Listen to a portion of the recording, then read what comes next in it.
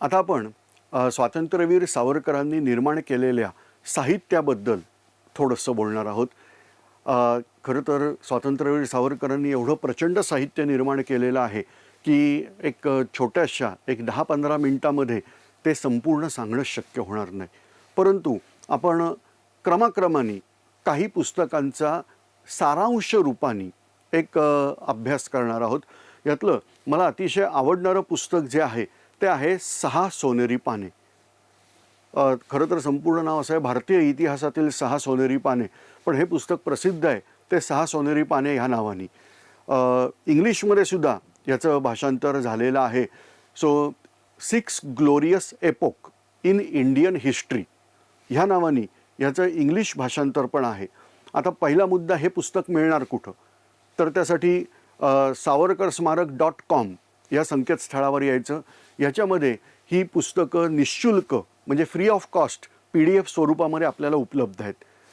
जर तुम्हाला ह्याची प्रत्यक्ष कॉपी हवी असेल तर दादरला छत्रपती शिवाजी महाराज उद्यान या ठिकाणी स्वातंत्र्यवीर सावरकर राष्ट्रीय स्मारक आहे. तुम्ही गुगल मॅपवर पण शोधू शकता. तर ह्या ठिकाणी आलात तर तुम्हाला प्रत्यक्षही हे पुस्तक मिळेल. अतिशय प्रेरणादायी असं सुंदर पुस्तक हे आहे. आता ह्या पुस्तकात नक्की काय म्हटलंय? इतिहास तर आहेच. आता इतिहास लिहिताना काही अंतस्थ हेतू ठेवून इतिहास लिहिला जातो. जसं ब्रिटिशांनी भारताचा इतिहास लिहिला, खूप चांगलं काम केलं. त्यांनी असं दाखवायचा प्रयत्न केला की ह्याच्या आधी कधी भारताचा इतिहास समग्र असा लिहिलाच गेला नाही. त्यांचे गैरसमज होते. म्हणजे जसं कल्हण ह्या ऐतिहासिक पंडितांनी लिहिलेला राजतरंगिणी हा ग्रंथ हा आधुनिक इतिहासाची जवळपास सगळे निकष पूर्ण करणारा ग्रंथ आहे असं आज आपल्याला माहिती आहे. परंतु ब्रिटिशांनी इतिहास लिहिताना अशा रीतीने आव आणलेला आहे की ह्या पूर्वी भारताचा सकल संकलित असा इतिहास लिहिलेलाच नाही. आणि मग इतिहासातल्या त्यांनी विशिष्ट पैलूंवरती जास्ती भर दिला आहे.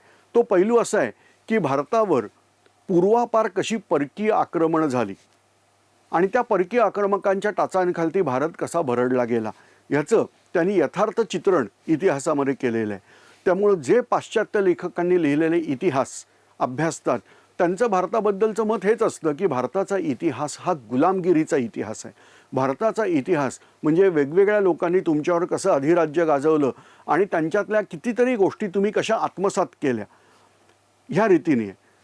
जेव्हा स्वातंत्र्यवीर सावरकर हाच इतिहास कुठचीही मोडतोड न करता, कारण आजकाल एक मोठी फॅशनच आली आहे की इतिहासाची मोडतोड करायची, इकडचं एक वाक्य उचलायचं तिकडचं एक वाक्य उचलायचं आणि काहीतरी इतिहास संशोधन केलं म्हणून सांगायचं.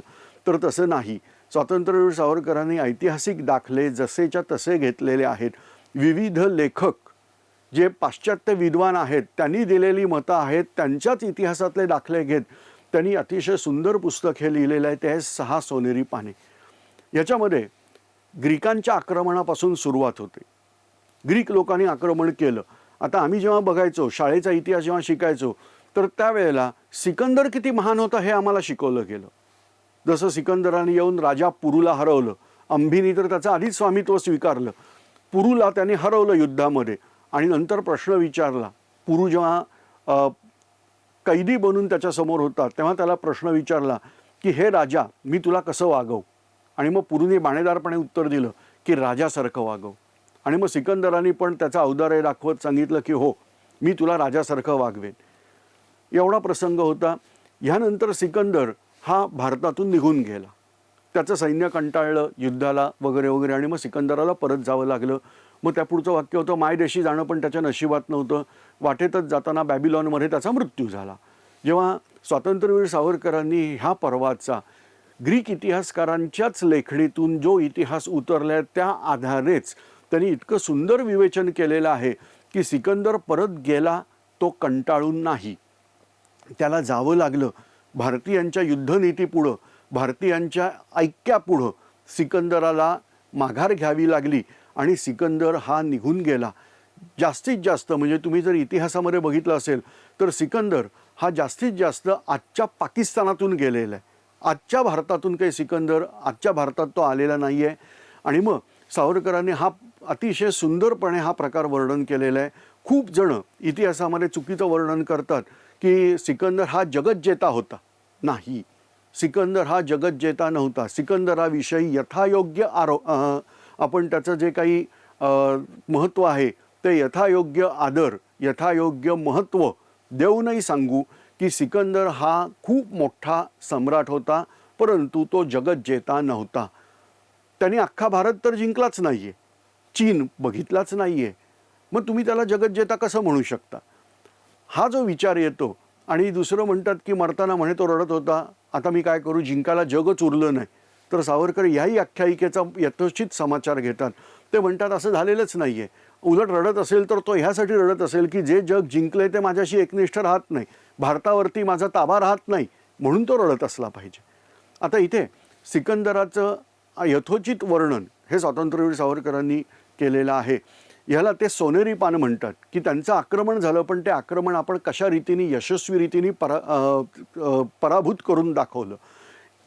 आता इथे एक इतिहासातला महत्त्वाचा पैलू स्वातंत्र्यवीर सांगतात, तो म्हणजे जगामध्ये ज्यांना प्रचंड मोठा इतिहास आहे अशी किती राष्ट्र आहेत. उदाहरणार्थ चीन, भारत ही अशी काही राष्ट्र आहेत. इजिप्त याचा इतिहास मोठा आहे, परंतु सिकंदराच्या स्वारीनंतर हळूहळू इजिप्तचा स्वतंत्र इतिहास संपला. आणि आज जे इजिप्तचे लोक आहेत हे ती संस्कृती पालन करतात का, जी पिरॅमिड बांधणं, फॅरो म्हणून जे लोक होते ते फॅरो म्हणजे राजे, त्यांचे सम्राट, मग त्याच्यानंतर मृत्यूनंतरचं जीवन, ही जी त्यांची उदात्त परंपरा आहे ते आजचे इजिप्तचे लोक पालन करतात का? बॅबिलोनिया असं मी मगाशी नाव घेतलं, तर ते बॅबिलोनियाचे लोक ती संस्कृती पालन करतात का की जी त्यावेळेला म्हणजे सुमारे 2-2.5 हजार वर्षापूर्वी होती. तर अशी जर जगातली राष्ट्र घेतली तर जगामध्ये फार थोडी राष्ट्र आहेत की ज्यांचा इतिहास 2000 वर्षांपेक्षाही प्राचीन जाऊ शकतो. आणि मग त्यांच्यावरती किती वेळा परकीयांनी आक्रमण केलेली आहेत. आता उदाहरणार्थ चीनवर किती वेळा परकीयांचं आक्रमण झालेलं आहे. मंगोल लोकांचंच आक्रमण त्यांच्यावर होत होतं, त्यांना हुण असं म्हणतात. त्यांचा प्रतिकार करण्यासाठी शेवटी चीननी भिंत बांधली, ही जगप्रसिद्ध चीनची भिंत. म्हणजे चीन हे राष्ट्र मेलं नाही, उलट त्यांनी मंगोलांचा यशस्वी प्रतिकार केला. पुढं काही मंगोलांना आपल्यात समाविष्टच करून घेतलं. अशा रीतीने तुम्हाला दिसेल की जगामध्ये जी प्राचीन राष्ट्र आहेत, जी टिकली आहेत, त्यांनी शत्रूला आत्मसात केलं. जेव्हा काही राष्ट्र आहेत, उदाहरणच घेऊ आपण की आपल्याला असं वाटतं की इंग्लंड म्हणजे अपराजित राष्ट्र, तर इंग्लंडच्याच बद्दल ते बोलतात की इंग्लंडवर सुद्धा परकीयांची राज्य आलेली आहेत. इंग्लंडच्या इतिहासात वैभवशाली भाग आहे तो 16व्या शतकानंतर तयार झाला, पण 16व्या शतकाच्या आधीचा जो इंग्लंड आहे हा विविध आक्रमकांनी व्यापलेलाच इंग्लंड आहे. कधीतरी तो रोमन साम्राज्याचा भाग होता.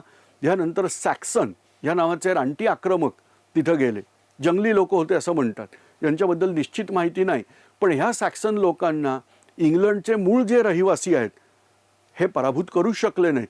शेवटी सॅक्सन लोक तिथंच ठाण मांडून बसले आणि त्यापासून जे इंग्लंडमध्ये सॅक्सन लोक स्थिरावले ते स्वतःला अँग्लो सॅक्सन असं म्हणवायला लागले आणि तेच आज इंग्लंडमध्ये राज्य करतात. म्हणजे इंग्लिश लोक ह्या अँग्लो सॅक्सन लोकांपासून मुक्त झालेले नाही आहेत. अशा रीतीने विविध संस्कृतींचा ते दाखला देतात. आपण बघितलं इतिहासामध्ये, जगाच्या इतिहासामध्ये रोमन साम्राज्य मोठं आहे, परंतु रोमन साम्राज्य शेवटी संपलं. ह्यानंतर कधीतरी ऑस्ट्रियन लोकांचं त्यांच्यावर राज्य होतं, मग शेवटी ऑस्ट्रियन लोकांपासून रोमन लोकांना स्वातंत्र्य मिळवावं लागलं.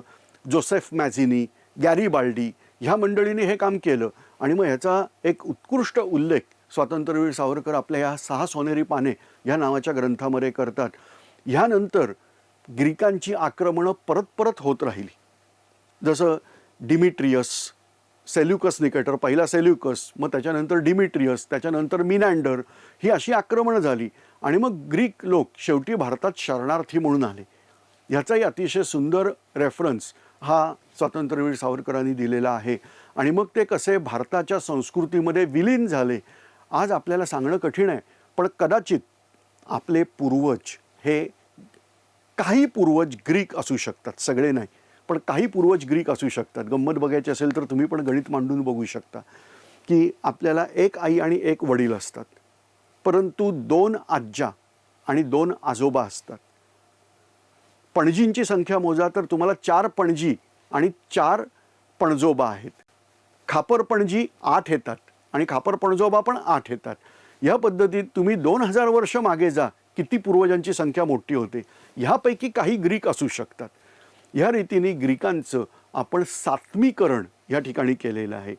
तर या रीतीने जेवढे परकीय आक्रमक आले, ग्रीकांनंतर शक आले, मग कुशाण आले, हूण आले, ह्यानंतर मुस्लिम आक्रमक आले. आता मुस्लिम आक्रमक म्हटल्यानंतर मुस्लिम हा धर्म आहे, परंतु त्या नावाखालती अरब, तुर्क, अफगाण, इथिओपियन म्हणजे आजच्या हिशोबात त्यांना इथिओपिया म्हणतात, जुनं नाव आहे ॲबिसिनिया, हबशी लोक ते आले, मंगोल आले.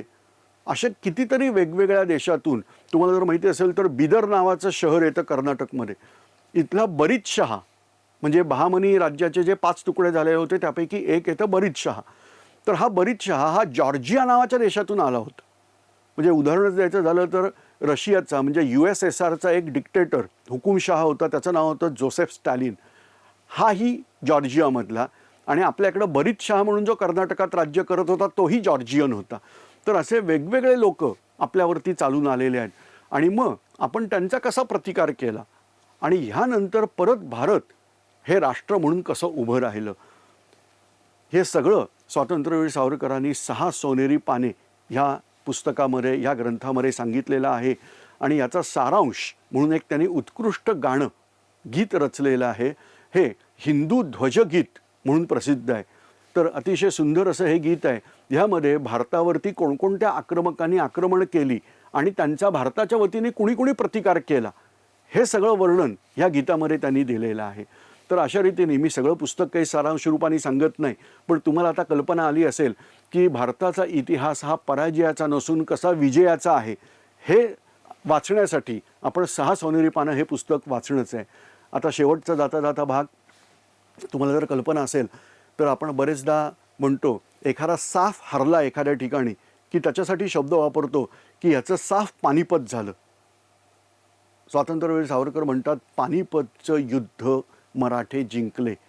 किती पॉझिटिव्ह विचार असतील माणसाचे ते बघा, की पानिपतमध्ये एवढा मोठा पराभव झाल्यानंतर सुद्धा सावरकर सांगतात पानिपतचं युद्ध मराठे जिंकले.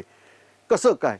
त्यांनी इतकी सुंदर उदाहरणं दिलेली आहेत की जसं पानिपतचं पहिलं युद्ध हे बाबर विरुद्ध इब्राहिम खान लोधी होतं. युद्धानंतर गादीवर कोण बसला? बाबर, अफगाणिस्तानातून आलेला तुर्को मंगोल वंशाचा. हे त्याला मंगोल म्हणणं आवडायचं नाही, मग त्याला मुघल असा शब्द घेतला. तर तो गादीवर बसला, इब्राहिम खान मारला गेला. ह्यापुढं मुघल सल्तनत ही काही वर्ष तरी दिल्लीवर राहिली. ह्यानंतर अकबराच्या काळामध्ये म्हणजे अकबराच्या सुरुवातीच्या काळामध्ये त्यांना राजत्याग करावा लागला. हेमचंद्र, ज्याला हे लोक हेमू असं म्हणतात, त्या महान सेनापतींनी दिल्ली आपल्या ताब्यात घेतली होती. आणि मग दुसरं युद्ध जे झालेलं आहे ते अकबर विरुद्ध हेमचंद्र म्हणजे हेमू असं आहे. कंसात लिहिताना बेहराम खान असं लिहितात. याचं कारण म्हणजे अकबर हा 14 वर्षाचा होता, बेहराम खान हा त्याचा मामा प्रत्यक्ष सूत्रसंचालन करत होता. आणि इथं अकबर विजयी आहे, हेमचंद्राला हौतात्म्य पत्करावं लागलं. गादीवर बसला कोण? अकबर. आणि इथून पुढं मुघल सल्तनत ही आम्हाला सलत राहिली. तिसरं युद्ध हे अब्दाली विरुद्ध मराठे असं झालेलं आहे. युद्ध हा अनेक लढायांचा समूह असतो.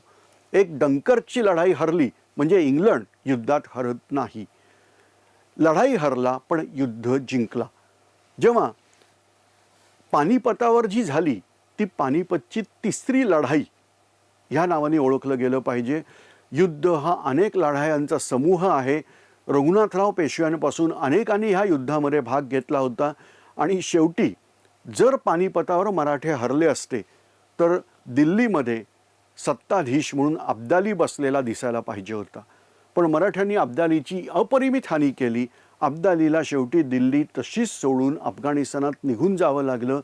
आणि मग द ग्रेट मराठा म्हणून ज्यांचा उल्लेख केला जातो ते महादजी शिंदे यांना दिल्लीचा कारभार परत हातात मिळवता आला. मराठ्यांचं राज्य हे परत एकदा उत्तर भारतावर आणण्याचं कार्य हे महादजी शिंदे यांनी केलेलं आहे. अब्दाली जो अफगाणिस्तानात निघून गेला त्यानंतर त्याचा अल्पावधीतच खून झाला. आणि तिथून पुढं एक मोठं युद्ध सुरू झालं की अफगाणिस्तानचा बादशाह कोण. आणि तुम्हाला कल्पना आहे आजही ते युद्ध संपलेलं नाही. अजूनही अफगाणिस्तानामध्ये नक्की सत्ताधीश कोण ह्याच्यावरच ते लोक युद्ध खेळत बसलेत. तर या रीतीने मराठे हे पानिपतचं युद्ध जिंकले असं स्वातंत्र्यवीर सावरकर म्हणतात. तर त्यामुळं ह्या सगळ्या गोष्टी अतिशय प्रेरणादायी आहेत. ह्या जर वाचायच्या असतील तर मी तुम्हाला परत एकदा विनंती करतो की 6 सोनेरी पाने किंवा इंग्लिशमध्ये 6 glorious epoch in Indian history हे पुस्तक आपण आवर्जून वाचावं. savarkarsmarak.com या संकेतस्थळावरती तुम्ही आता वरती बघत असाल तर तुम्हाला इथं संकेतस्थळाची नोंद दिसेल. या संकेतस्थळावरती हे पुस्तक तुम्हाला निःशुल्क PDF स्वरूपात उपलब्ध मिळेल. धन्यवाद.